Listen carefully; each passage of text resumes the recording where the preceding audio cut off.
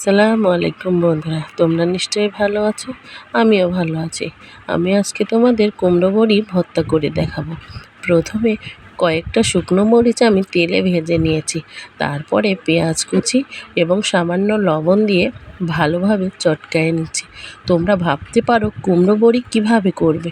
কুমড়ো বড়ি আমি ভাতের মধ্যে দিয়ে আগে থেকেই সিদ্ধ করে রেখেছিলাম। তো বন্ধুরা, চটকানো হয়ে গেলে আমি সামান্য পরিমাণ সরিষার তেল দিলাম। এটা আমাদের বাড়ির খাঁটি সরিষার তেল দিয়ে ভালোভাবে চটকায়ে নেব।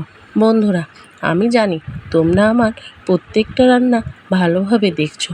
তো বন্ধুরা, আজ ভাবলাম একটু ভর্তা করে দেখাই। তো বন্ধুরা দেখো, ভর্তার আসল টেস্ট চটকানোতে। ভালোভাবে যদি ভর্তাটা সুন্দরভাবে হাতে মেখে চটকানো হয়, অনেক স্বাদ লাগে। তো বন্ধুরা দেখো, আমার ভর্তাটা কত সুন্দর ইয়ামি লুক দিয়েছে। তো বন্ধুরা, আমার ভিডিওটা যদি তোমাদের ভালো লাগে তবে আমার চ্যানেলটা সাবস্ক্রাইব করবে, লাইক করবে এবং কমেন্ট করবে।